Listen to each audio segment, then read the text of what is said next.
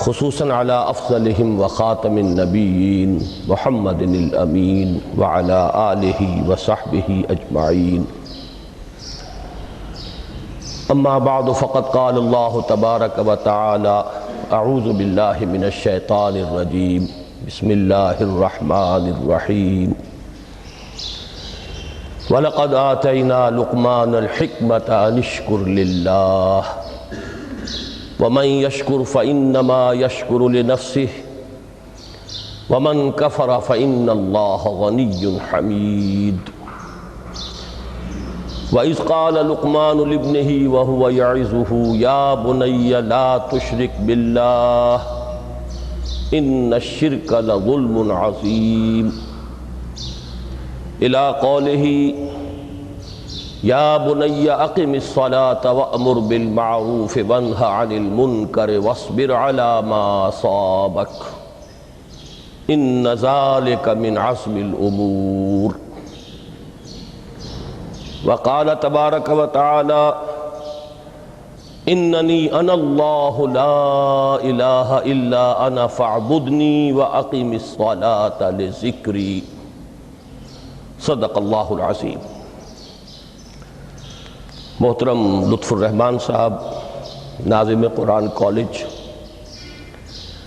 محترم پروفیسر حافظ محمد فاضل صاحب رئیس شعبہ عربی و اسلامیات، محترم میجر ریٹائرڈ فتح محمد صاحب ناظم دارالمقامہ اور عزیز طلبہ، میں سب سے پہلے تو آپ حضرات کو مبارکباد پیش کرتا ہوں کہ آپ نے یہ 2 روزہ صلاۃ کیمپ منعقد کیا. میں یہ سمجھتا ہوں کہ قرآن کالج کی یہ پہلی تقریب ہے کہ جو اس کے قیام کے مقصد کے ساتھ بڑی گہری ہم آہنگی رکھتی ہے. پھر یہ کہ جس انداز میں اسے منظم کیا گیا ہے، اس میں خاص طور پر میجر صاحب کی جو فوجی تربیت ہے اس کا جو عمل دخل مجھے نظر آیا ہے، تو میں اس پر بھی انہیں ہدیہ تحسین پیش کرتا ہوں اور امید کرتا ہوں کہ آئندہ بھی دین کے جو اہم اور بنیادی موضوعات ہیں ان پر اسی طرح کے تربیتی کیمپ منعقد کرتے رہیں گے. میری گفتگو کا جو اس وقت عنوان معین ہے اور جو اس وقت آپ کے سامنے لکھا ہوا بھی ہے، فلسفہ دین میں نماز کی اہمیت. اس میں سب سے پہلے تو میں توجہ دلاؤں گا کہ لفظ فلسفہ اصلاً عربی کا ہے اور نہ ہی یہ قرآن حکیم کی اصطلاح ہے. یہ لفظ بھی اپنی اصل کے اعتبار سے یونانی ہے. فلسفی اگرچہ فلسفی عربی میں اب استعمال ہوتا ہے اور فلاسفہ اس کی جمع بھی ہوتی ہے، لیکن واقعتاً یہ عربی زبان کا لفظ نہیں ہے. اسی کی ایک مثال اور ہے تصوف. وہ بھی بظاہر تفاعل کے وزن پر خالص صیغہ معلوم ہوتا ہے عربی زبان کا، لیکن یہ بھی تھیوسوفی، یہ بھی در حقیقت یونانی الاصل لفظ ہے جس کی تعریب کی گئی ہے، اسے معرب بنا کر عربی کا جامہ پہنا دیا گیا ہے. فلسفے سے ہم جس علم یا جس شعبہ علم کو مراد لیتے ہیں، قرآن حکیم کی اصطلاح میں اس کے لیے لفظ حکمت ہے. اس کا مادہ ہا کاف میم، اور اس کا بنیادی مفہوم وہی ہے کہ جو اس سے جو ایک مشتق لفظ ہے استحکام، کسی شے کا مضبوط ہو جانا، پختہ ہو جانا، قوی ہو جانا، ایسی صلاحیت حاصل کر لینا کہ وہ اپنی حفاظت کر سکے، اپنے خلاف کسی بھی اقدام پر اپنا دفاع کر سکے. یہ ہا کاف میم کے مادے کا اصل مفہوم ہے. اور حکمت انسان کے فکر اور اس کے شعور کی پختگی کا نام ہے. اس لیے کہ انسان حیوانات سے ممیز کیا گیا ہے اگرچہ مختلف اعتبارات سے، لیکن یہ کہ اس میں سب سے اہم اعتبار یہ ہے کہ یہ حیوان عاقل ہے۔ اسی طریقے سے اسے حیوان ناطق کہا جاتا ہے، اور نطق اور عقل کا بڑا گہرا تعلق ہے اور ربط ہے، دونوں ایک دوسرے سے جڑے ہوئے۔ تو ہم کہیں گے شعور، عقل سے انسان کو شعور حاصل ہوتا ہے، اور نطق جو ہے اس کی بنیاد، اس کا سورس جو ہے وہ یہی شعور ہے۔ تو انسانی فکر کی پختگی، انسانی شعور کی پختگی، اس کے اندر ایسی صلاحیت کا پیدا ہو جانا کہ وہ حقائق تک رسائی حاصل کر سکے، اس میں اتنی قوت پیدا ہونا کہ وہ صحیح رخ پر، صحیح رخ سے موڑنے والے جتنے محرکات ہیں ان کے مقابلے میں اپنا دفاع کر سکے، یہ حکمت ہے۔ لہذا فلسفہ دین کی بجائے اب آپ اپنے ذہن میں حکمت دین کا لفظ رکھیں، اور اب غور کیجئے کہ حکمت دین میں صلاۃ کے مقام کو سمجھنے کے لیے ہمیں یہاں سے ابتدا کرنی چاہیے کہ حکمت دین کا سب سے بنیادی مسئلہ کون سا ہے۔ حکمت دین کا سب سے اہم، سب سے بنیادی، اولین مسئلہ معرفت خداوندی ہے۔ انسان اپنے رب کو پہچانے، اور رب کو پہچان کر اپنے فطری جذبہ تشکر کو اس کی ذات سے وابستہ کر دیں۔ یہ فطری جذبہ تشکر بھی آپ سمجھ لیجئے کہ یہ بھی نہ صرف انسان بلکہ حیوانات کا بھی خاصہ ہے، کہ اگر ان کے ساتھ کوئی بھلائی کی جائے تو ایک خاص رد عمل ان کی طبیعت میں پیدا ہوتا ہے، جسے ہم جذبہ شکر یا جذبہ تشکر سے تعبیر کر سکتے ہیں۔ حیوان کے پاس اگرچہ وہ زبان نہیں ہے کہ جس میں وہ اپنے اس جذبے کو الفاظ کا جامہ پہنا کر اپنے محسن کی خدمت میں پیش کر سکے، لیکن یہ کہ اگر کبھی کسی بھوکے پیاسے حیوان کو آپ نے کوئی غذا فراہم کی ہو یا پانی پلایا ہو، اور پھر اگر آپ اس کی آنکھوں میں دیکھیں گے تو وہ جذبہ تشکر وہاں سے ابلتا ہوا محسوس ہوگا۔ یہ گویا کہ فطرت کا تقاضا ہے۔ حیوانات سے بلندتر سطح پر انسان ہے، تو فطرت انسانی کا بڑا اساسی اور بنیادی تقاضا ہے کہ وہ اپنے محسن کا شکر ادا کرے، جس نے بھی اس کے ساتھ کوئی بھلائی کی ہو، خیر کیا ہو، اس کی کوئی احتیاج پوری کی ہو، اس کی کوئی ضرورت پوری کی ہو، اس کا وہ شکر بجانا ہے۔ تو یہ فطری جذبہ تشکر جب تک عقل انسانی اپنے اصل محسن اور مربی کو نہیں پہچانتی تو یا تو یہ منتشر رہتا ہے یا بھٹکتا رہتا ہے۔ چنانچہ شرک کی جو ساری تاریخ ہے اس کا تجزیہ کریں گے تو بات یہی نظر آئے گی کہ اس جذبہ تشکر نے اپنے علم کی کوتاہی کی وجہ سے، اپنے فہم کی کوتاہی کی وجہ سے مختلف اشیاء کے ساتھ یا مظاہر قدرت کے ساتھ اپنے آپ کو منسلک کر لیا۔ مثلاً یہ کہ یہ بات غلط نہیں ہے کہ ہماری دنیا کا یہ سارا نظام جو ہے اس میں سورج کی حرارت کو بہت بڑا دخل حاصل ہے۔ ساری انرجی جو ہمارے پاس ہے اس کی سورس تو اصل میں وہ سولر انرجی ہے۔ لکڑی بھی آپ جلا کر اگر آگ کے ذریعے سے حرارت حاصل کرتے ہیں تو وہ بھی در حقیقت سورج ہی کی وہ حرارت تھی کہ جو اس لکڑی میں جذب ہوئی ہے، اس نے وہ صورت اختیار کی۔ فصلوں کو سورج پکاتا ہے، اس کی حرارت جو ہے وہی ان کے پکنے کا ذریعہ بنتی ہے۔ لہذا انسان نے یہ سمجھا کہ ہمارا سب سے بڑا محسن یہ ہے، لہذا اس کے آگے ہاتھ جوڑ دیے، اس کو سجدہ کیا، اسے معبود بنا لیا۔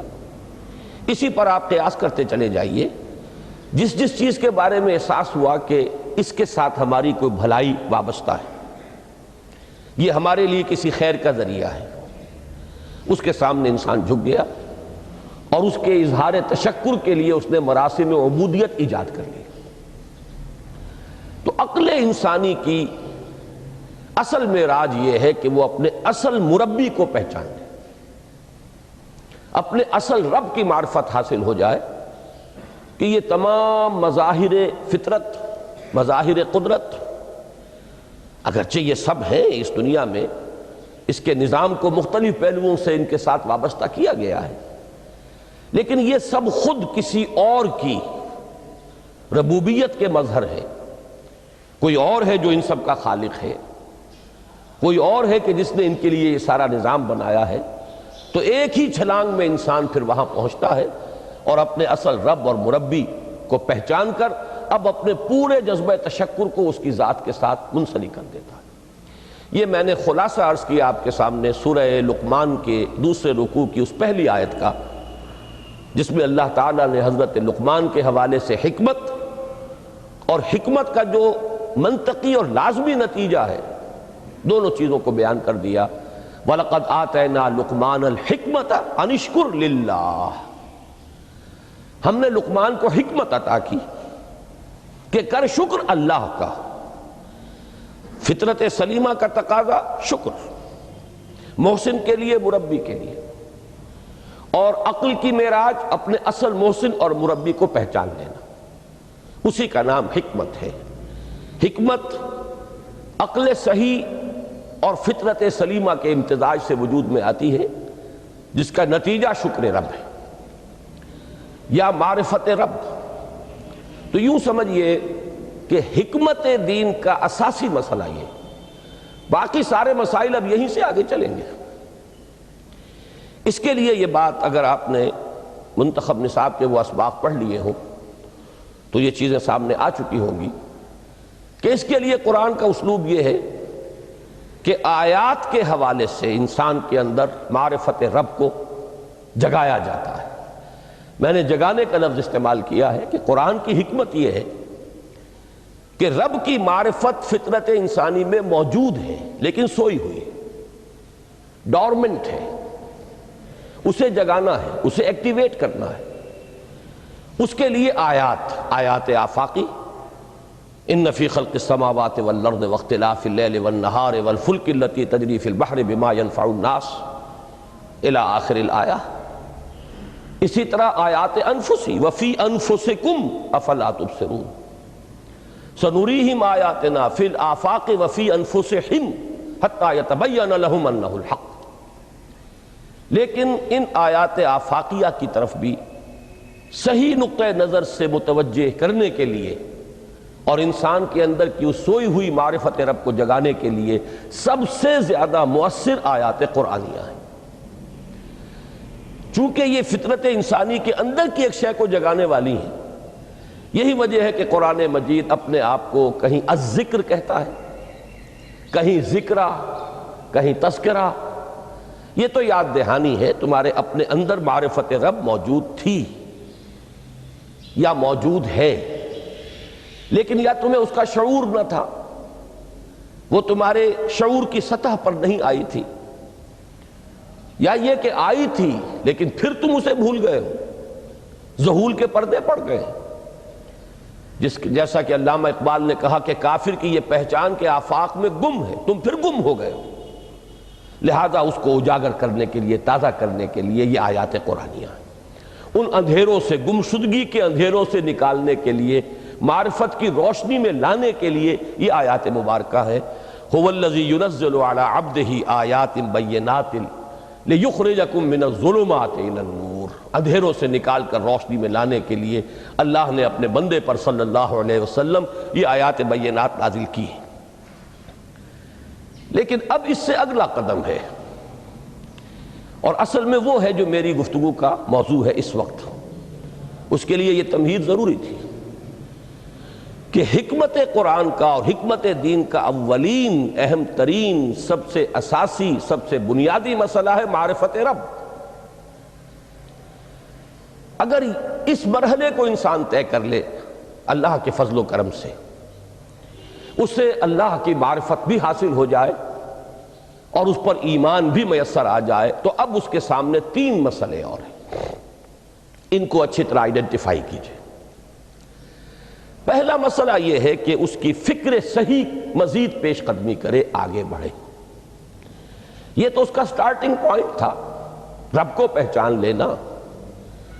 ابھی تو اس سے آگے بڑھ کر اس فکر صحیح کو، بڑی بلندیوں کو چھونا ہے۔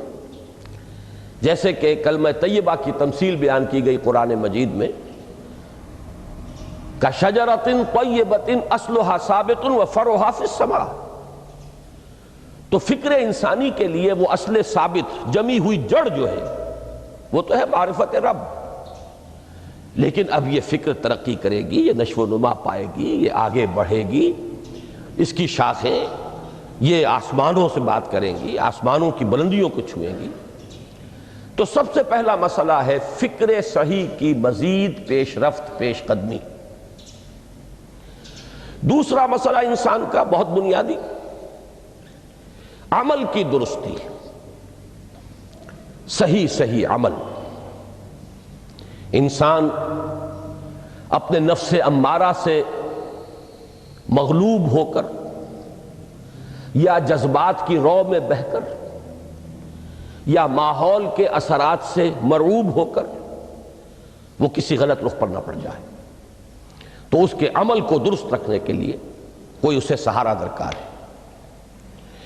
اور تیسری ضرورت اس کی، یہ میرے نزدیک اس دور میں سب سے زیادہ نگاہوں سے اوجھل ہو چکی ہے، یہاں تک کہ ہمارے بہت سے دینی حلقے بھی، خاص طور پر جو ریلیجس ایکٹیوسٹ شمار ہوتے ہیں، جو دین کی احیائی جد و جہد میں مصروف نظر آتے ہیں، تجدید دین، احیاء دین، غلبہ دین، اقامت دین، ان کی بھی ایک بہت بڑی محرومی ہے کہ وہ ایک تیسرے گوشے کو تقریباً نظر انداز کر رہے ہیں، اور وہ ہے روحانی ترقی۔ اس لیے کہ انسان کی اصل عظمت کی بنیاد تو وہ روح ہے جو اس میں پھونکی گئی، وَنَفَخْتُ فِيهِ مِن رُوحِي، جس کا تعلق ذات باری تعالیٰ کے ساتھ ہے۔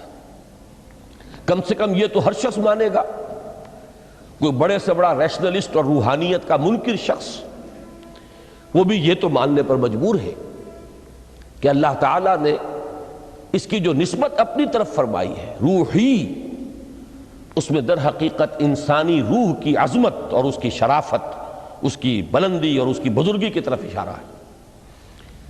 بہرحال اس کی ترقی، فکر صحیح کی ترقی۔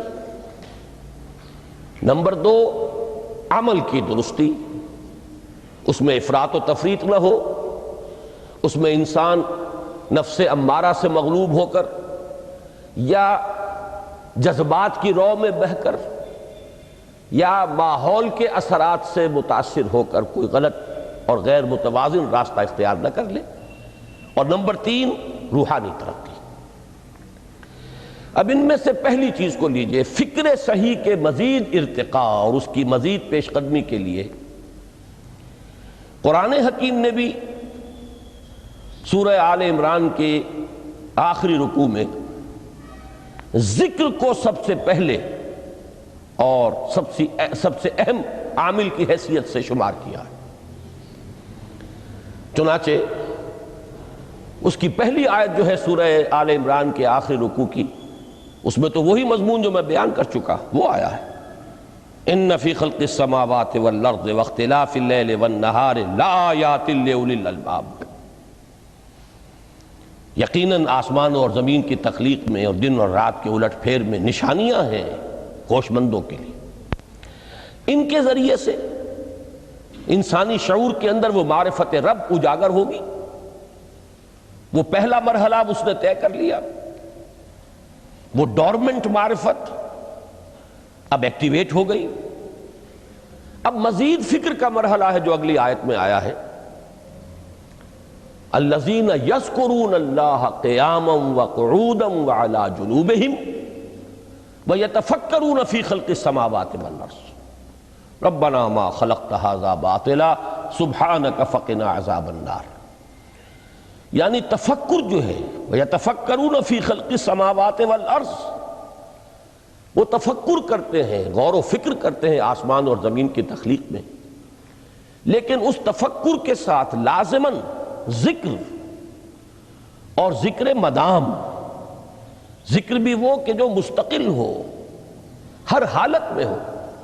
الذین یذکرون اللہ قیاما وقعودا وعلی جنوبہم، وہ لوگ کہ جو اللہ کو یاد رکھتے ہیں، اللہ کا ذکر کرتے ہیں، کھڑے ہوئے بھی، بیٹھے ہوئے بھی، اور اپنے پہلوؤں کے بل یعنی لیٹے ہوئے بھی۔ اب ان تین کے سوا تو کوئی پوزیشن انسان کی نہیں ہے، اسی کا نام ہے دوام ذکر۔ اور اس کے ساتھ اگر وہ تفکر کرتے ہیں تو ان کا فکر اگلی منزل تک پہنچتا ہے۔ میں اس پر زیادہ بحث اس وقت نہیں کروں گا۔ اس وقت میں نے چونکہ وہ تین باتیں بیان کی تھی، میں درجہ بدرجہ چاہتا ہوں کہ آگے بڑھوں اور ایک حد سے زیادہ کسی بھی مسئلے میں تجاوز نہ کریں۔ یہ جو بات سورہ آل عمران کی آخری رکوع کی اس دوسری آیت میں آئی ہے، اسی کو مولانا روم نے بیان کیا ہے بہت ہی سادہ لیکن بڑے پرمغز شعر میں۔ این قدر گفتیم باقی فکر کن، فکر اگر جامد بوت رو ذکر کن۔ اس قدر تو ہم نے تمہیں بتا دیا، سمجھا دیا، یہ بات تو آ گئی تمہارے عقل میں، اب جاؤ خود غور کرو، مزید آگے پیش قدمی کرو۔ این قدر گفتیم باقی فکر کن، فکر اگر جامد بوت رو ذکر کن۔ فکر میں جمود آ جائے، فکر سست پڑ جائے تو جاؤ پھر ذکر کرو۔ تو یہ ذکر اور فکر گویا کہ گاڑی کے دو پہیے ہیں کہ جن سے فکر انسانی صحیح رخ پر آگے بڑھے گا۔ اگر یہ ذکر ساتھ نہیں رہے گا تو فکر انسانی کج ہو جائے، تاثریا میرود دیوار کج، پھر وہ فکر جو ہے وہ بلندی کو کتنے ہی پہنچ جائے لیکن وہ ٹیڑھی بلندی ہوگی، وہ صراط مستقیم پر پیش قدمی کرنے والا فکر نہیں ہوگا۔ اسی کو علامہ اقبال نے اپنے دو اشعار میں، چونکہ انہوں نے مولانا روم کو اپنا پیر بھی تسلیم کیا ہے، مرشد رومی، تو یہ فکر جو ہے، یہ خیال جو مولانا روم نے پیش کیا، اسی کو علامہ اقبال نے دو اشعار میں میں سمجھتا ہوں کہ مزید شکوہ کے ساتھ، مزید خوبصورت اور حسین انداز میں پیش کیا ہے۔ جز بقرآن زے غمی روباہی است، فقر قرآن اصل شاہنشاہی است۔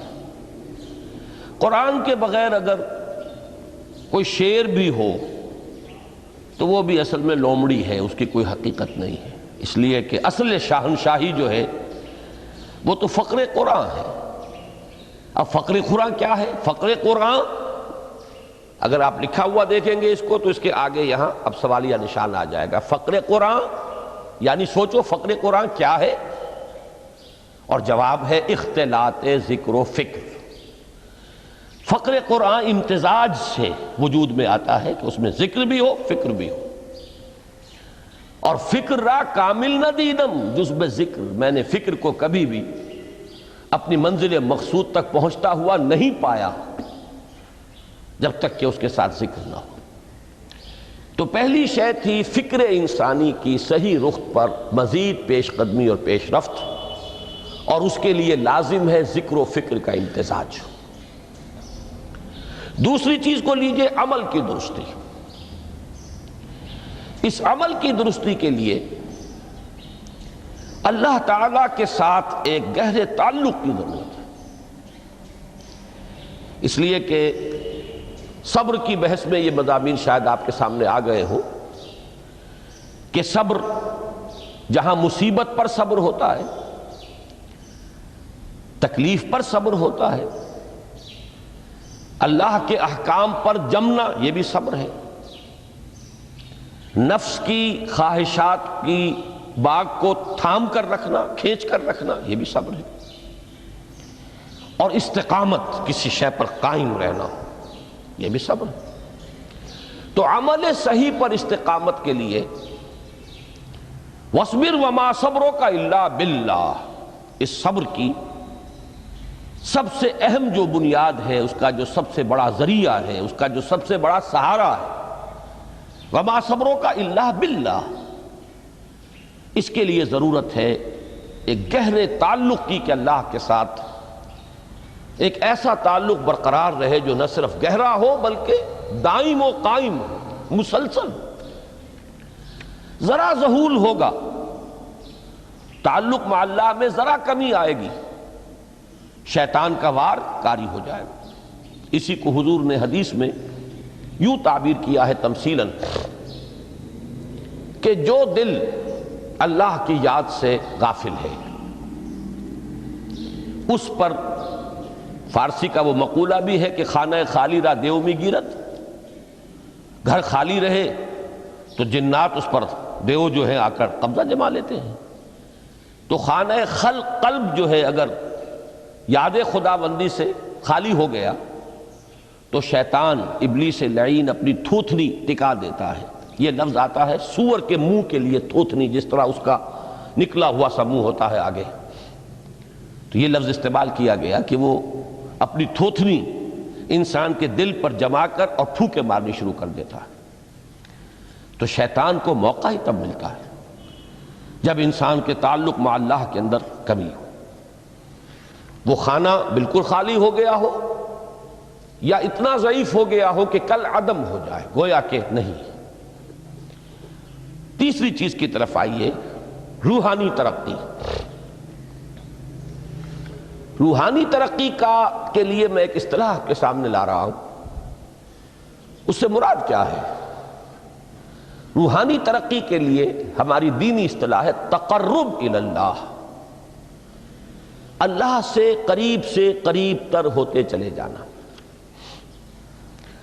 اس پر میرا ایک کتابچہ بھی ہے، تقرب الی اللہ کے دو مدارج، دو درجے، جو در حقیقت ایک حدیث نبوی علیہ الصلوۃ والسلام ہی پر مبنی ہے کہ حضور نے ایک درجہ قرار دیا ہے تقرب بالفرائض، فرائض کے ذریعے سے انسان اللہ کا قرب حاصل کرے۔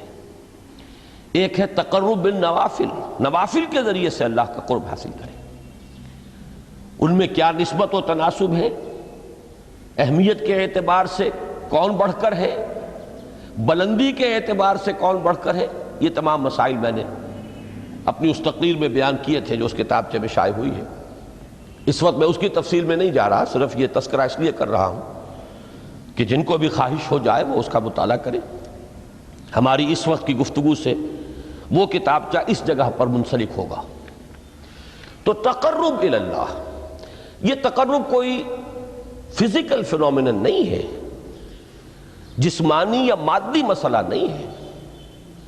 اللہ سے قرب یہ نہیں ہے کہ کوئی کروڑوں میل کا فاصلہ ہے، اب ہمیں کوئی رسی پر چڑھنا ہے اوپر بڑی محنت اور مشقت سے، فصل تو ہے ہی نہیں، فاصلہ ہے ہی نہیں، بعد ہے ہی نہیں۔ نحن اقرب الیہ من حبل الورید، ہم تو انسان سے اس کی شہ رگ سے بھی زیادہ قریب ہیں۔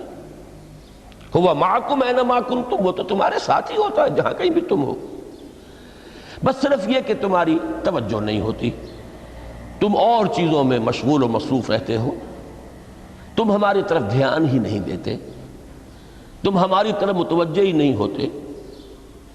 ہم تو مائل بے کرم ہے، کوئی سائل ہی نہیں، راہ دکھلائیں کسے رہنو منزل ہی نہیں۔ انسان جب متوجہ ہو جاتا ہے اور بڑھتا ہے، آگے پیش قدمی کرتا ہے روحانی اعتبار سے، تو یہ ہے در حقیقت تقرب الی اللہ، اور اسی کو ہم کہیں گے روحانی ترقی۔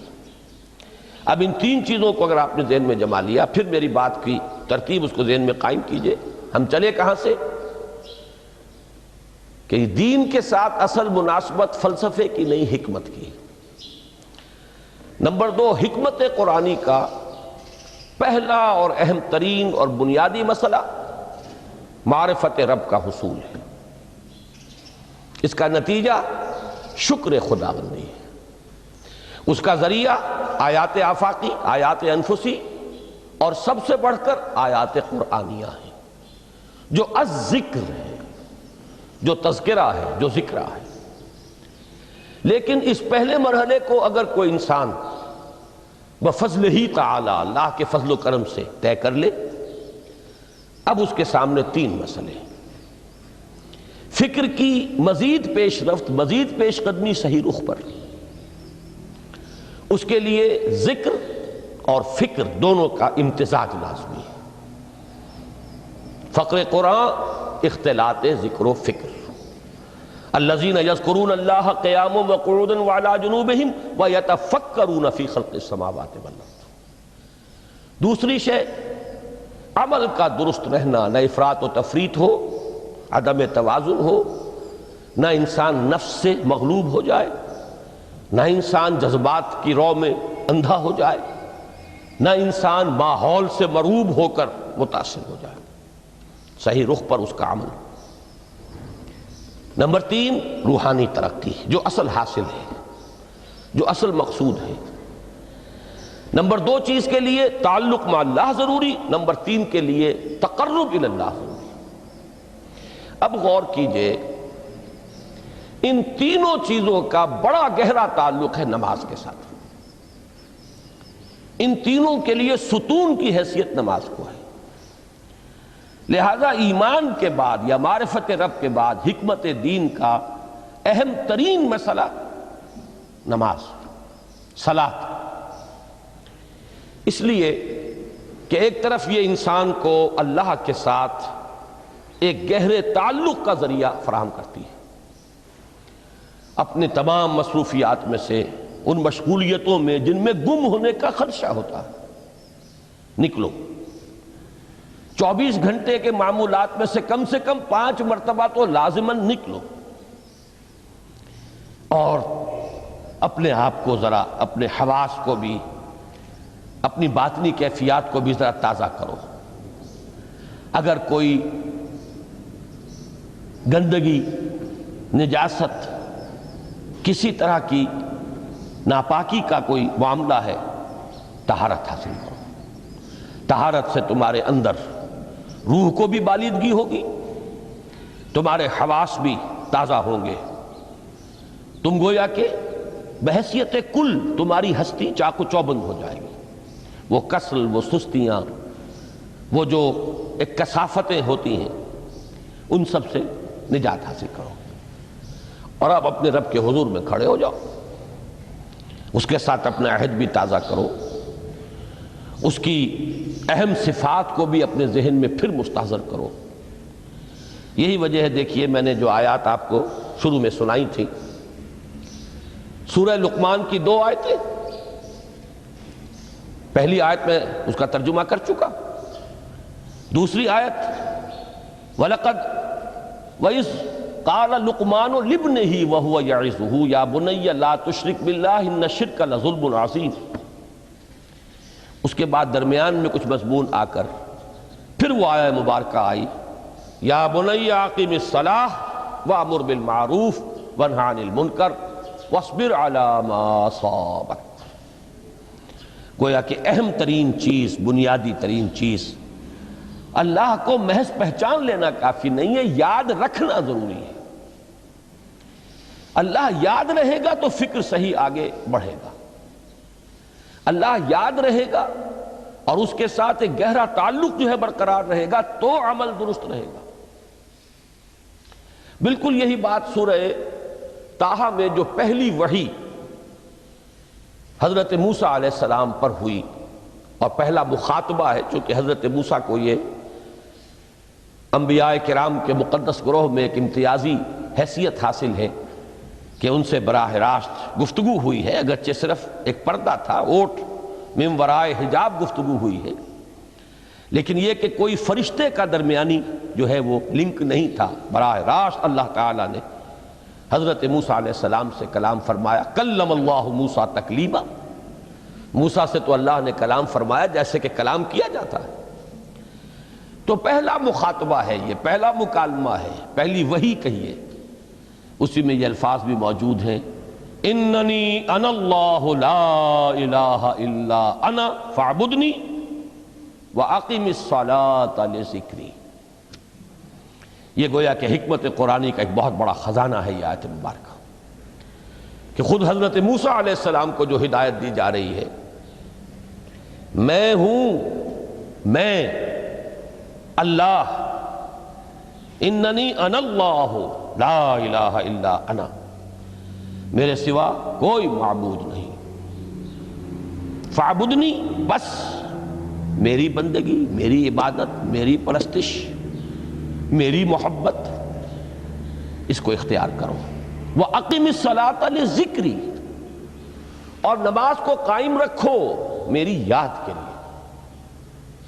بلکہ اسی سلسلہ کلام میں آگے چل کر سورہ طٰہٰ میں آتا ہے، کافی گفت و شنید کے بعد جب حضرت موسیٰ نے کچھ معذرت بھی کی، کچھ دعائیں بھی کی، اللہ نے ایک دعا قبول بھی کی کہ ان کے بھائی کو بھی شریک کر دیا، حضرت ہارون کو بھی۔ اس کے بعد پھر جب فرمایا کہ اب جاؤ فرعون کی طرف، تو اس میں فرمایا وَلَا تَنِيَا فِي ذِكْرِي، اور دیکھنا یہ جو عظیم مشن تمہارے کندھے پر آ گیا ہے، بڑا بھاری اور کٹھن ایک فرض ہے جو تم پر عائد ہو گیا ہے، اس کے لیے سب سے بڑی تمہارے پاس جو قوت کا ذریعہ ہے وہ نماز ہے۔ اقیم فلا تنیا عن ذکری، میری یاد میں کبھی غفلت نہ کرنا، اس میں کبھی کوئی کمی نہ آنے دینا۔ جیسا کہ میں نے عرض کیا تھا کہ جیسے ہی وہ تعلق جو ہے کمزور پڑتا ہے یا منقطع ہو جائے معاذ اللہ، تو پھر انسان گویا کہ شیطان کے لیے ایک لقمہ تر بن جاتا ہے۔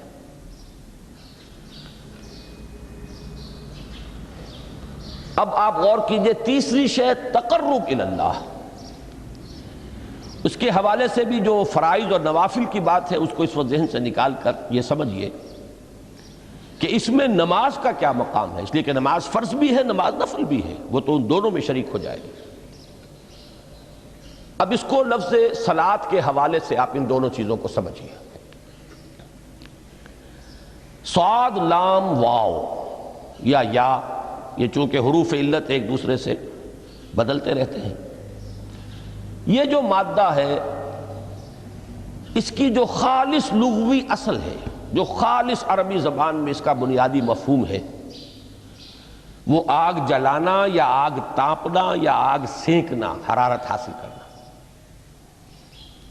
لہذا بار بار آتا ہے جہنم کے ذکر میں اسلوہا، اب جلو اس میں، تاپو اس کو، یہ سینکے گی تمہیں۔ بلکہ تفتلون کا لفظ آیا ہے حضرت موسیٰ کے کلام میں، جب وہ گئے تھے کوہ طور پر، جب پہنچ گئے تو تھے آگ تک کی تلاش میں، لعلکم تفتلون، تو اپنے اہل خانہ سے یہی کہا تھا کہ مجھے کہیں وہ روشنی نظر آ رہی ہے، غالباً کوئی وہاں سے آگ مل سکے گی، ورنہ یہ کہ کوئی رہنمائی کو رستہ مجھے مل سکے گا، میں وہ آگ لے آؤں گا، کوئی چنگاری وہاں سے لے آؤں، لعلکم تفتلون، تاکہ تم، اب یہ اصطلاح در حقیقت باب افتعال ہے، اور یہ تے یہاں پر توئے کی شکل اختیار کر گئی، تا نے توبن کی صورت اختیار کی صاد کی وجہ سے۔ بہرحال اس کا سب سے بنیادی مفہوم جو ہے وہ ہے تاپنا، سکائی حاصل کرنا، حرارت۔ اس کے حوالے سے سمجھ لیجئے کہ سب سے بنیادی تعلق اس کا جو ہے وہ روح کے ساتھ ہے۔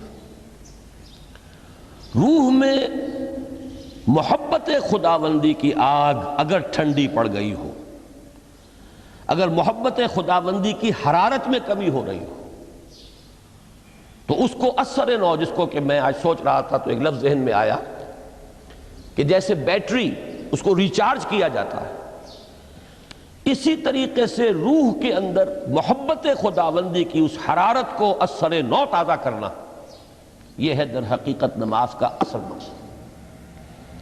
اس لیے کہ اس لفظ کا بنیادی مفہوم، اصل لغوی مفہوم تو یہ،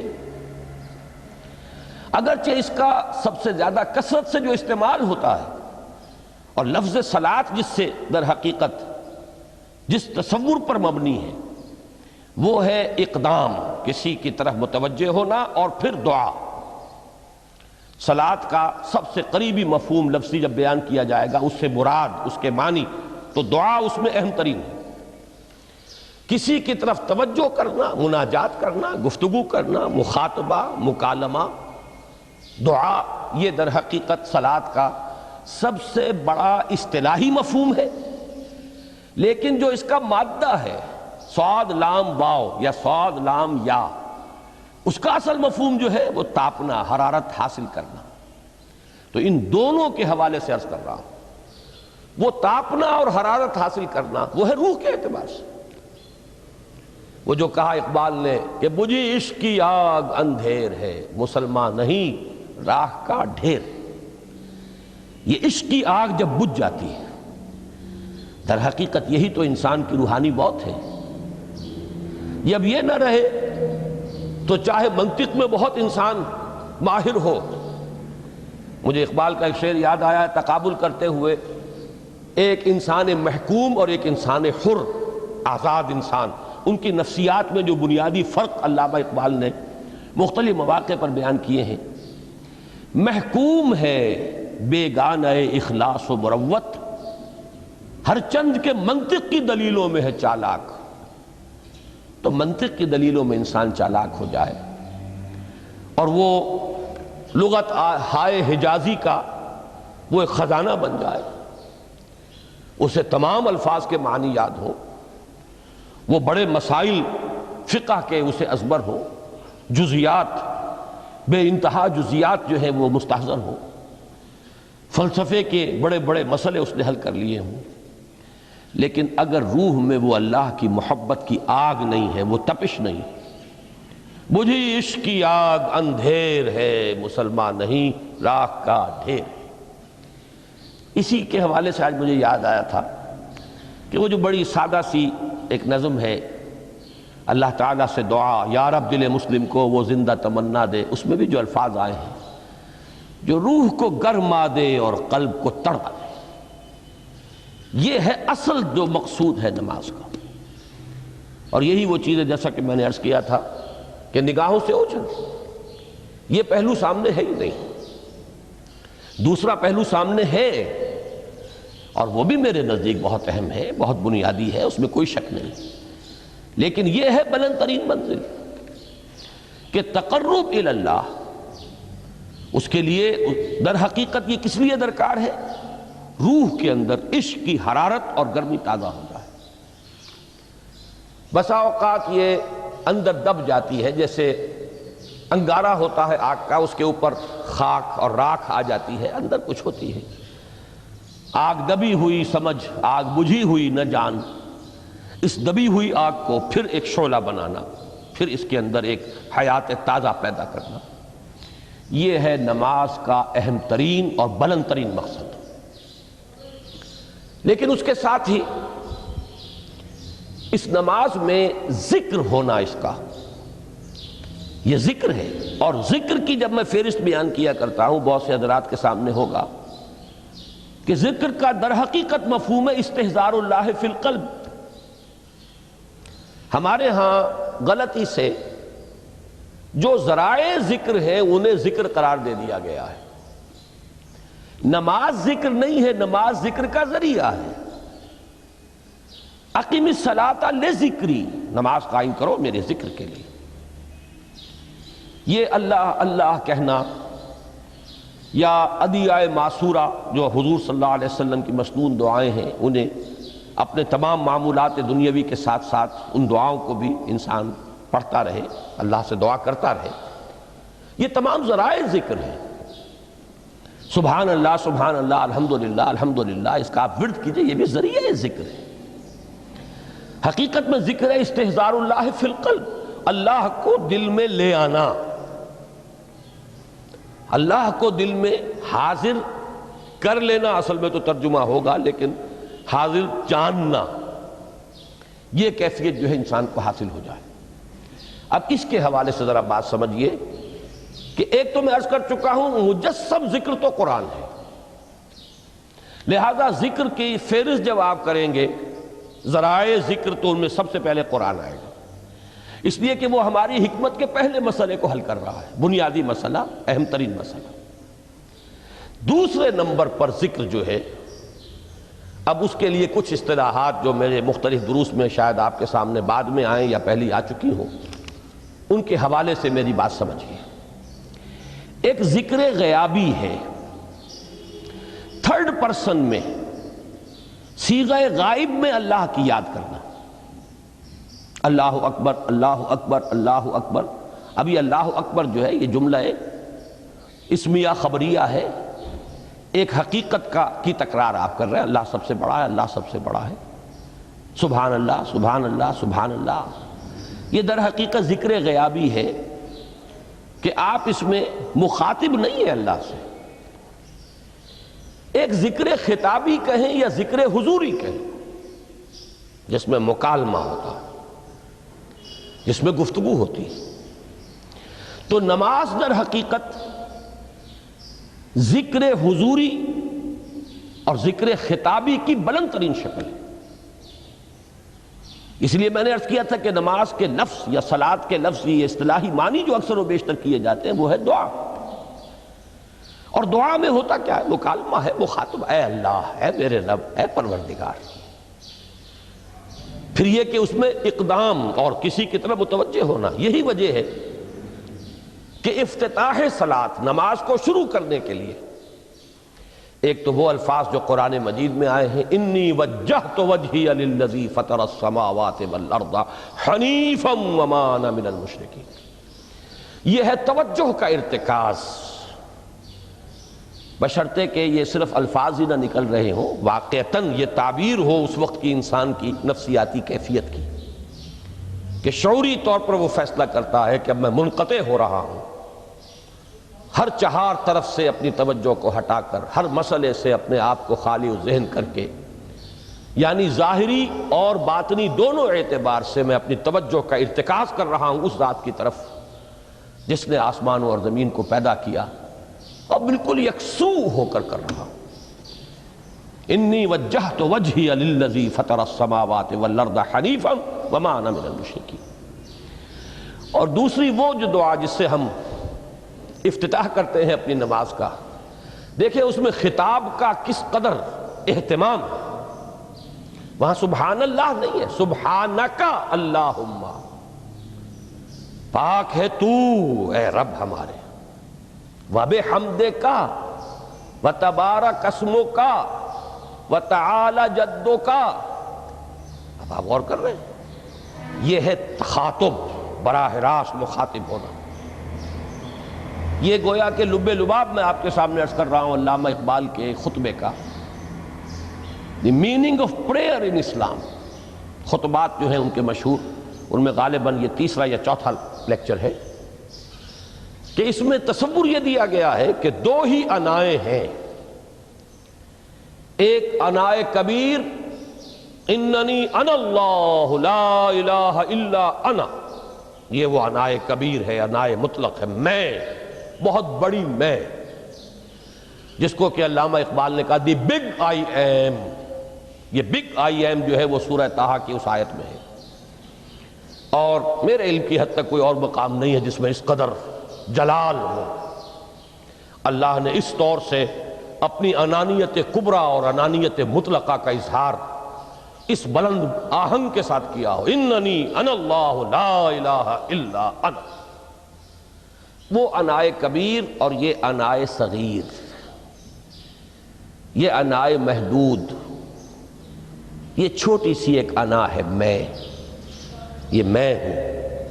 آپ جب کہتے ہیں میں، بڑی محدود سی ایک انا، دی فائنائٹ ایگو، انائے محدود اور انفائنائٹ ایگو۔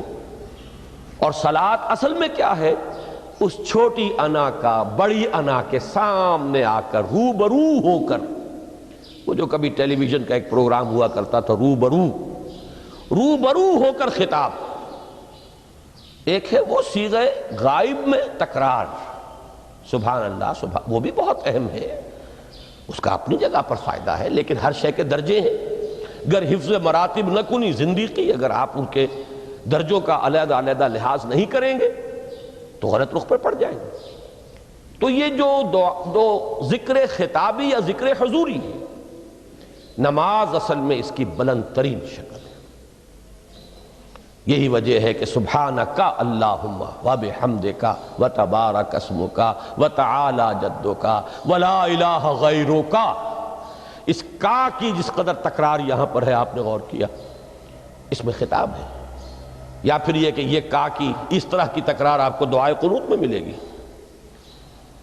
اللہم انا نستعینک ونستغفرک ونؤمن بک ونتوکل علیک ونثنی علیک الخیر ونشکرک ولا نکفرک۔ اب یہ جو ہے، یہ در حقیقت خطاب کا اندازہ ہے کہ براہ راست گفتگو ہو رہی ہے۔ تو سب سے پہلی بات تو یہ ہوئی کہ ذکر کی ایک شکل ہے ذکر غیابی، دوسری ذکر حضوری، اور ذکر حضوری یا ذکر خطابی کی بلند ترین منزل بلند ترین اس کا ذریعہ نماز ہے۔ اس کو ایک پہلو سے اور سمجھ لیجئے، سورہ فاتحہ جب پھر ہم پڑھتے ہیں جسے الصلاۃ کہا گیا ہے، جو لب لباب ہے، خلاصہ ہے، اس میں پھر تدریجاً غیاب سے حضور کی طرف پیش قدمی ہوتی ہے۔ الحمدللہ رب العالمین الرحمن الرحیم مالک یوم الدین، یہ ذکر غیابی ہے، اس میں ابھی خطاب نہیں آیا۔ یہ وہی جملہ اسمیہ ہے، کل تعریف اس اللہ کے لیے ہے جو تمام جہانوں کا پروردگار ہے، مالک ہے، جو رحمان ہے، رحیم ہے، جزا و سزا کے دن کا مختار و مالک ہے۔ اب یہ غیاب سے حضور کی طرف، ایاک نعبد و ایاک نستعین اہدنا الصراط المستقیم، یہ ہے وہ۔ اب پہلے ایک معاہدہ ہے، ایک اقرار ہے، اعتراف ہے، وعدہ ہے، اور پھر دعا ہے، استدعا ہے۔ یہ ہے غیاب سے حضور کی طرف تدریجاً ارتقاء۔ یہی وجہ ہے، اب نوٹ کر لیجئے، وہ چھوٹی سی حدیث یہ بھولنی نہیں چاہیے، الصلاۃ معراج المومنین، اس لیے کہ مخاطبہ الہی براہ راست حضور کو جو حاصل ہوا وہ معراج میں ہوا ہے، التحیات کا مکالمہ وہی ہوا ہے۔ لہذا اس کو نوٹ کر لیجئے کہ باقی جو وحی ہوئی ہے حضرت جبرائیل کے ذریعے سے ہوئی ہے، یا کوئی الہام ہوا ہے، حضور کے قلب مبارک پر کوئی شے القاء کی گئی ہے، تو وہ دوسری نوعیت کی وحی ہے۔ وہ جو مخاطبہ حضرت موسیٰ علیہ السلام کو وہ اس دنیا ہی میں حاصل ہوا ہے، کوہ طور کی بلندیوں پر، یہی ان کی امتیازی شان ہے، کلم اللہ موسیٰ تکلیما۔ یہ براہ راست مخاطبہ جو ہے یہ حضور صلی اللہ علیہ وسلم کو معراج کی شب یہ آپ کو حاصل ہوا، اور حضور نے اسی لیے نماز کو معراج المومنین قرار دیا، اس لیے کہ اس میں وہی براہ راست مخاطبہ اور مکالمہ اور وہی گفتگو ہے جو ہو رہی ہے۔ اس کے ضمن میں وہ حدیث، اب اس وقت شاید میرا وقت ختم ہونے کے قریب ہو، لیکن وہ حدیث جو اس اعتبار سے حدیث قدسی ہے، اگرچہ بعد میں اس کے جو مزید تفصیل ہے تو حضور صلی اللہ علیہ وسلم نے گویا کہ خود بیان کی ہے، لیکن مسلم شریف کی روایت ہے حضرت ابو ہریرہ رضی اللہ تعالی عنہ سے کہ حضور نے فرمایا، یقول اللہ تعالی، اللہ یہ فرماتا ہے، اسی لیے اس کو حدیث قدسی کہیں گے، قسمت الصلاۃ بینی و بین عبدی نصفین، میں نے نماز کو اپنے اور اپنے بندے کے مابین آدھا آدھا تقسیم کر دیا ہے۔ اب یہاں تک تو جملہ ہے اللہ کا، یہ ہے حدیث قدسی۔ اب آگے جو ہے نریشن اس کی جو ہے حضور صلی اللہ علیہ وسلم کی جانب سے ہے، یعنی خبر دے رہے ہیں وہ اللہ کی طرف سے ہی۔ ویسے تو تمام احادیث ہی گویا کہ ہم سمجھتے ہیں انسپائرڈ تو اللہ کی طرف سے ہی ہے، لیکن یہ کہ جہاں صراحت ہو کہ اللہ کہتا ہے وہ حدیث قدسی ہے۔ تو یقول اللہ تعالی قسمت الصلاۃ بینی و بین عبدی نصفین، یہاں تک تو حدیث قدسی ہے۔ اب دوسری عام حدیث ہے، اذا قال العبد الحمد للہ رب العالمین یقول اللہ تعالی حمدنی عبدی، جب بندہ کہتا ہے الحمدللہ رب العالمین، پروردگار کہتا ہے میرے بندے نے میری حمد کی۔ جب بندہ کہتا ہے الرحمن الرحیم، پروردگار فرماتا ہے اثنا علی عبدی، میرے بندے نے میری ثنا کی، بڑی تعریف کی۔ جب بندہ کہتا ہے مالک یوم الدین، اللہ فرماتا ہے مجدنی عبدی، میرے بندے نے میری بڑی بزرگی بیان کی ہے، تمجید کی ہے۔ پھر جب بندہ کہتا ہے ایاک نعبد و ایاک نستعین، اللہ فرماتا ہے ھذا ما بینی و بین عبدی ولعبدی ما سأل، یہ ہے میرے اور میرے بندے کے درمیان۔ یہ تو معاہدہ ہے نا، معاہدے میں تو دو فریق جکڑے جاتے ہیں، بند جاتے ہیں، یہ میرے اور میرے بندے کے درمیان ہے، اور میرے بندے نے جو طلب کیا میں نے دیا، اس لیے کہ اس میں طلب بھی تو ہے، ایاک نستعین، تیری مدد چاہتے ہیں، یہ طلب ہے۔ اسی کی شرح ہے جو اب آخری تین آیتیں ہیں، پروردگار ہم تیری مدد چاہتے ہیں، پروردگار ہم تیری ہی بندگی کرتے ہیں اور کریں گے، اور تیری ہی مدد چاہتے ہیں، چاہیں گے۔ اگر حال میں اس کا ترجمہ کریں گے زمانہ حال کے اعتبار سے، اس لیے کہ فعل مضارع میں تو دونوں موجود ہیں، شامل ہیں، تو یہ ایک اعتراف ہے، اظہار حال ہے۔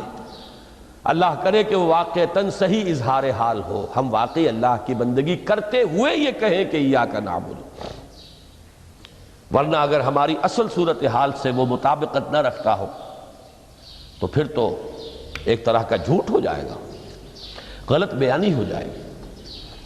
ایاک نعبد، تیری ہی بندگی کرتے ہیں، اور مستقبل میں کیجئے، کریں گے، یہ ہے عہد۔ تیری ہی مدد چاہتے ہیں، تجھی سے مدد طلب کرتے ہیں، تجھی سے مدد چاہتے رہیں گے۔ اس کے لیے فرمایا وَلِعَبْدِ مَا سَأَلَ، اور پھر اس کے بعد وہ استدعا ہے، اهدنا الصراط المستقیم صراط الذین انعمت علیہم غیر المغضوب علیہم ولا الضالین۔ اس حدیث میں اس کو ایک ہی جملے کو لیا گیا ہے، ایک ہی جملے کی حیثیت سے۔ جب بندہ یہ کہتا ہے تو اللہ فرماتا ہے ھذا لعبدی ولعبدی ما سأل، یہ خالص میرے بندے کے لیے ہے۔ اس بندے نے ایک درخواست پیش کی ہے اور میں نے گرانٹ کی، وہ اپلیکیشن، وہ ریکویسٹ گرانٹڈ ہم نے دے دی، ولعبدی ما سأل۔ یہ ہے اس کی تاثیر کا عالم، بشرطے کے معاملہ وہ شعور کے ساتھ، بشرطے کے مطابقت ہو ظاہر اور باطن کی، بشرطے کے مطابقت ہو قول اور فعل کی، تو اس کا اتنا اونچا مقام ہے کہ ایک ایک جملہ ادھر ادا ہوا، ادھر اللہ کی طرف سے ریسپانس مل رہی ہے۔ افلاک سے آتا ہے نالوں کا جواب آخر، اٹھتے ہیں حجاب آخر، کرتے ہیں خطاب آخر۔ یہ خطاب ہے، مخاطبہ ہے، مکالمہ ہے، یہ ہے اصل نماز۔ اسی لیے اسی کو کہا گیا نماز۔ البتہ اب اس سے آگے بڑھیے، ذکر کی ایک اور شکل بھی ہے، اور وہ ذکر عملی ہے۔ ایک تو ہم نے کہا اللہ اکبر، اللہ بہت بڑا ہے، سب سے بڑا ہے۔ یہ جیسا کہ میں نے عرض کیا، ایک اعتبار سے تو ذکر غیابی ہو گیا، دوسرے یہ کہ یہ ایک فکری لسانی ذکر ہے، ہم نے کہہ دیا۔ ایک ہے اسی کے ساتھ ایک عملی ڈیمانسٹریشن، جب یہ کہتا ہوا انسان سیدھا سجدے میں گرتا ہے تو در حقیقت یہ اس اللہ اکبر کی تعمیل ہو رہی ہے۔ لہذا نماز میں جہاں ذکر غیابی بھی ہے، سورہ فاتحہ کی پہلی 3 آیات، جہاں الذکر کا حصہ بھی ہے، کچھ نہ کچھ قرآن آپ پڑھیں گے اس میں، پھر یہ کہ ذکر حضوری اور ذکر خطابی بھی ہے کہ آپ نے اللہ سے عہد و پیمان کیا، قول و قرار کیا، استدعا کی۔ اس کے ساتھ ہی ذکر عملی بھی ہے کہ جھکنا، اللہ کی تعظیم میں انسان جھکتا ہے۔ آپ اپنے کسی بزرگ سے جب ملاقات کرتے ہیں تو جھک کر سلام کرتے ہیں، تھوڑا سا جھکنا، زیادہ جھکنے کی تو اجازت نہیں ہے، لیکن یہ کہ تھوڑا سا خم آتا ہے، یہ بھی طبیعت کی بات ہے۔ میں سمجھتا ہوں فطرت میں جیسے شکر ہے، ویسے ہی اس قدر تعظیم تو فطرت انسانی میں موجود ہے۔ آپ استاد کے سامنے آئیں گے، تھوڑا سا خم کھائیں گے، آپ اپنے کسی بڑے بزرگ رشتہ دار کے سے ملیں گے تو تھوڑا سا خم لا محالہ ہو جائے۔ یہ در حقیقت اس آپ کے فکر کی ایک عملی تعبیر، اس کا عملی مظہر ہے کہ آپ نے اس ہستی کی تعظیم کی ہے، اس کی عظمت کا اقرار اور اعتراف کیا ہے۔ یہی تعظیم ہے اللہ تعالیٰ کی کہ جس میں پہلا درجہ ہے رکوع، جھکے آپ، اللہ اکبر کہہ کر جھکے، اور اس کے بعد پھر اس کا جو آخری درجہ ہو سکتا ہے وہ سجدہ ہے، جس میں کہ انسان نے جب اپنی پیشانی زمین پر ٹکا دی تو گویا کہ اس نے اپنی انانیت سے، اگر یہ شعور کے ساتھ ہوا ہو تب میں بات کہہ رہا ہوں، تو گویا کہ اس نے اپنی انانیت سے کامل دستبرداری اختیار کر کے اور اپنے آپ کو اپنے رب کے قدموں میں ڈال دیا۔ یہی وجہ ہے کہ حضور نے اس کو تعبیر فرمایا ہے کہ جب سجدہ کرو تو یوں محسوس کرو کہ تم نے اپنا سر اپنے رب کے قدموں میں رکھ دیا۔ یہ کیفیت ہونی چاہیے۔ اور چونکہ میں نے ابھی عرض کیا کہ یہ در حقیقت انسان کی انانیت، میں، میری مرضی، میری خواہش، میری پسند، میری عقل، میری منطق، میرا چوائس، میرا اختیار، یہ سب چیزیں ہی تو در حقیقت جو ہمارے اندر ایک مضمر ہے شیطنت، اس شیطنت کا مظہر یہی تو ہے۔ جب اس کو انسان اپنے ہاتھوں اپنے رب کے قدموں میں رکھ دیتا ہے تو در حقیقت اسی لیے اس کو تعبیر کیا گیا کہ اقرب ما یکون العبد الی ربہ فی السجود، بندہ اپنے رب سے قریب ترین جو ہوتا ہے وہ سجدے میں ہوتا ہے، بشرطے کہ وہ سجدہ واقعی سجدہ۔ اس میں حقیقت یہ ہے کہ اقبال کا وہ شعر بڑی صحیح تعبیر ہے، وہ سجدہ روح زمین جس سے کانپ جاتی تھی، یہ ہے اصل میں تعبیر۔ اسی کو آج ترستے ہیں ممبر و محراب، سجدوں پر سجدے اور رکعتوں کے ڈھیر لگ گئے ہوں، اور 17 رکعتیں پوری نماز عشاء کی انسان نے ادا کی ہوں گن گن کر، اور 17 رکعتوں میں آپ کو معلوم ہے 34 تو سجدے ہو ہی گئے، تو سجدوں پر سجدے اور رکعتوں کے ڈھیر، لیکن یہ کہ اگر وہ کیفیت آپ کی صحیح عکاسی نہیں کر رہی ہے آپ کے ذہن کی، آپ کی نفسیاتی کیفیت کی، آپ کی قلبی کیفیت کی، آپ کے شعور کی، تو پھر ٹھیک ہے، ثواب تو ملے گا اس نماز سے بھی، اس لیے کہ ثواب کا نہ ملنا تو ظلم ہوگا، سوائے ایک بات کہ اس میں اگر کوئی ریاکاری ہے، دوسروں کو دکھانے کے لیے نماز پڑھی گئی ہے، تو ریاکاری تو زیرو کے مانند ہے کہ اس سے جو شے ضرب کھاتی ہے زیرو ہو جاتی ہے۔ 1 کروڑ کی تعداد عدد کو آپ زیرو سے ضرب دے زیرو ہو گئے، تو ریاکاری تو زیرو کر دینے والی شے، بلکہ زیرو ہی نہیں کرتی، وہ شرک تک پہنچا دیتی ہے۔ من صلی یرائی فقد اشرکا ومن صام یرائی فقد اشرکا ومن تصدق یرائی فقد اشرکا، جس نے دکھانے کے لیے نماز پڑھی اس نے شرک کیا، جس نے دکھانے کے لیے روزہ رکھا اس نے شرک کیا، جس نے دکھانے کے لیے صدقہ خیرات کیا اس نے شرک کیا۔ لیکن یہ کہ اگر یہ بات نہیں ہے، اگر ریاکاری نہیں ہے، کوئی بدنیتی نہیں ہے، تو ایک شخص نے وقت نکالا ہے، اسی وقت میں وہ اپنا کوئی اور کام کر سکتا تھا، کوئی 2-4 پیسے کما سکتا تھا، کوئی اور دھندا دنیا کا جو ہے کرتا، لہذا اگر وہ نہیں ہے، ریا نہیں ہے، تب اس کا اجر تو لازم ہے، اس نے کچھ نہ کچھ ڈیووٹ کیا ہے، کچھ نہ کچھ سیکریفائس کیا ہے، کچھ نہ کچھ قربانی دی ہے، لیکن یہ کہ پھر وہ نماز یہ نہیں ہے، وہ سجدہ روح زمین جس سے کانپ جاتی تھی، اسی کو آج ترستے ہیں ممبر و محراب۔ وہ سجدہ واقعتاً انسان اشرف المخلوقات وہ جب اپنے اس گہرے شعور اور احساس کے ساتھ سر بسجود ہوتا ہے تو یہ ہے اقرب ما یکون العبد الی اللہ فی السجود، قریب ترین جو بندہ ہوتا ہے اللہ سے وہ سجدے کی حالت میں ہوتا ہے۔ یہ میں نے 3 چیزوں کے حوالے سے اب آپ کے سامنے باتیں رکھی ہیں کہ پہلی منزل معرفت رب کا حصول، اللہ پر ایمان اور شکر خداوندی، اس کی لذت کا حاصل ہو جانا۔ اس کے بعد اب 3 ضرورتیں ہیں، فکر صحیح کی مزید پیش قدمی، صحیح رخ پر، اس کے لیے جہاں فکر درکار ہے وہاں ذکر بھی درکار ہے، اور اس ذکر کی جامع ترین صورت نماز ہے۔